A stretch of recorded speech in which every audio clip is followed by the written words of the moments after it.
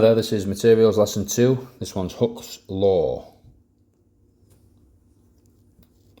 So Hooke's Law is the force F needed to stretch a spring is directly proportional to the extension of a spring from its natural length. Now we've got extension as delta L, but please feel free to use lowercase e for extension. So Hooke's Law is that the force is directly proportional to the extension. F is proportional to delta L, or F is proportional to E. So constant of proportionality would be F equals K delta L, or F equals KE. K is the spring constant. The spring constant is the force required to produce an extension of 1 meter. And the spring constant K is measured in, well, let's have a look at this. So force is equal to KE. I'm going to use E in this instance, just show you. So that's fine if you want to use E for extension. And K would be F over E. Therefore, K will be measured in newtons per meter. So if you want to make some notes, just write that down. Pause the video. I'm going to move on. Elastic limit, just some information that you need. So up to a certain extension, if the force is removed, the spring will return to its original length. The spring in question is said to be behaving elastically. If, however, the critical extension is exceeded, known as the elastic limit, the spring will become permanently stretched. Once a spring has been permanently stretched, it exhibits something called plastic behaviour. And plastic behaviour then occurs, and Hooke's law is no longer obeyed by the spring.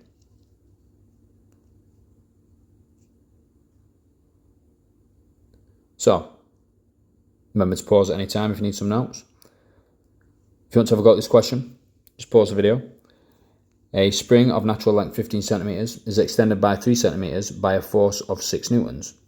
So calculate A, the spring constant, and B, the length of the spring if a force of 18 newtons is applied. So first of all, let's find the spring constant. Let's use F equals K, or K delta L.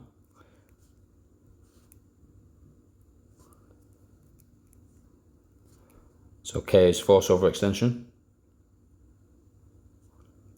So we've got 6 newtons, and the extension is 3 centimetres. So 6 divided by 0.03 metres equals, that gives a spring constant of 200 newtons per metre. So that's the first bit done. Next bit B, the length of the spring, so the total length of the spring, if a force of 18 newtons is applied. So let's figure out the extension. So extension is force over the spring constant. So the force is 18 newtons divided by the spring constant, which we have figured out is 200 newtons per metre. So that gives an extension of 0.09 metres, or 9 centimetres. So that's the extension, that's fine, but then it wants the length of the spring, so we need to add the original length. So the original length is 15 centimetres, or 0.15 metres. So that gives us 0.24 metres in total. Hopefully that one went okay.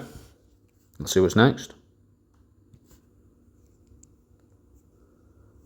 So up next, a bit of a hybrid question. So it's got some mechanics in it. Back to moments. Let's pause and have a go. A non-uniform sign is 0.8 metres long and has a weight of 18 newtons. It is suspended from 2 vertical springs, P and Q. The springs obey Hooke's law, and the spring constant of each spring is 240 newtons per metre. So what we need to do in this instance is to find the forces acting on P and Q, the forces pulling up. Once we've got them, we've got the spring constants, so we could find the extension in each spring. So to take moments, because we've got 2 unknowns, P and Q, I'm going to take moments at one of them, and I'm going to take moments at P, and that will give me force Q that's pulling upwards. So from P, So we just go across from P, perpendicular, so this way, horizontally. And we get the first force come to is 18 newtons. It's clockwise, 18 times 0.65. So I'm going to do 18 times 0.65. And then the next force is the full distance across, but it's going anti-clockwise. So we can make the 18 times 0.65 equal to the force, which is Q, multiplied by the distance. So the 0.65 plus 0.15 is 0.8. So to get Q, relatively straightforward. 18 times 0.65 divided by 0.8. And that gives Q to be 14.625 newtons. So if you got that well done, if you didn't, just make sure that number's written down, because we're going to need it shortly. So force P, we could do the same. We could take moments from Q and do 18 times 0.15 equals P times 0.8. Or we could just appreciate that the total force acting down is 18 newtons, and the total force acting upwards must also be 18 newtons because this system is in equilibrium. We know that the force Q is 14.625 newtons, so we could just simply do the 18 newtons take away 14.625. And that would give us P. So we've got the 18 subtract 14.625. That gives us 3.375 newtons. So now we've got both of the forces, we can get the extensions because we have the spring constant, 240 newtons per meter. So I'm just going to make some room, do both of those calculations. So we're going to use F equals KE. An extension is force divided by K. So the first one, Q. So alright, extension for Q is the 14.625 divided by 240, which gives us Q equals, or the extension of Q, sorry, to be 0.061 meters. Then we can do P. So extension is force over spring constant. So the force was 3.375 divided by the spring constant of 240. And that gives us an extension for P of 0.014 meters. Hopefully that one went okay. Let's move on. So on this one, let's pause and have a go. The diagram below shows a laboratory experiment to test the loading of a uniform horizontal beam of weight 200 newtons. The length of the beam is 1.5 meters. The load M has a weight of 100 newtons and its center of mass is 0.4 meters from the pivot. The beam is held in a horizontal position by the tension T in the stretch spring. The spring has a spring constant of 3000 newtons per meter. Calculate the extension of the spring.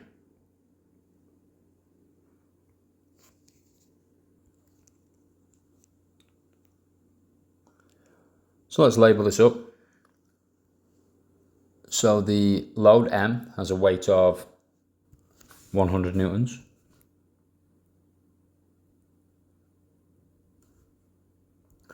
And the beam itself, which would have to be at in the center, 0.75 meters, has a weight of 200 newtons. And we need the tension T acting upwards.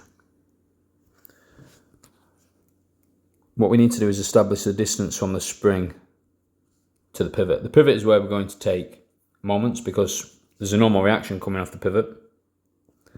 And we have absolutely no idea what that normal reaction size is. So we need to cancel it out by taking moments from there. So that distance from the pivot to the spring will be the full thing, the 1.5. We've got to subtract the 0.2 and subtract the 0.1. So that gives us 1.2 meters. And then we also need the distance to the center of the beam. So the center of the beam will be 0.75 meters. And then we need to subtract the 0.2. So the distance from the pivot to the center of the beam is 0.55 meters. And now we can complete this question. So we can do clockwise equals anti-clockwise.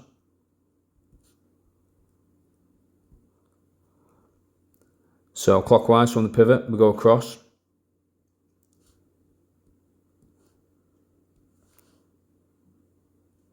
So that's 0.4 meters. So we've got 100 newtons multiplied by 0.4 meters.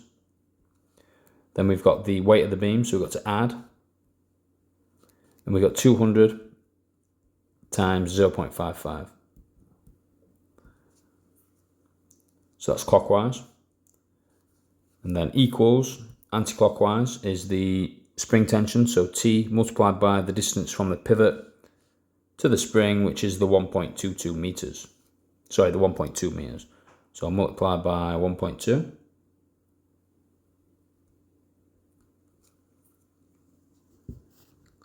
So we've got 100 times 0.4 plus 200 times 0.55. So that's 40 plus 110.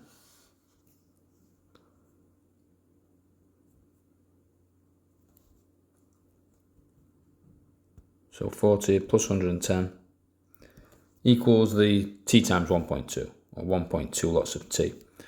So 40 plus 110 is 150, equals 1.2 T. So T is simply 150 divided by 1.2. And 150 divided by 1.2, I'm very sorry this is a little messy, but 150 divided by 1.2 gives a tension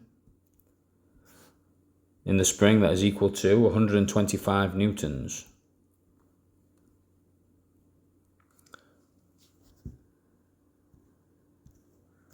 So then for the extension is force divided by K. Extension is force divided by K, so the force is 125, which we just calculated, divided by the spring constant, which is 3,000 newtons per meter. So that will give an extension for the spring of 0.042 meters. So I hope that went okay. Hopefully the moments from the mechanics is okay as well. If not, I've got a video where you can go back and practice. Thanks for watching. I hope that helped, and I'll speak to you soon.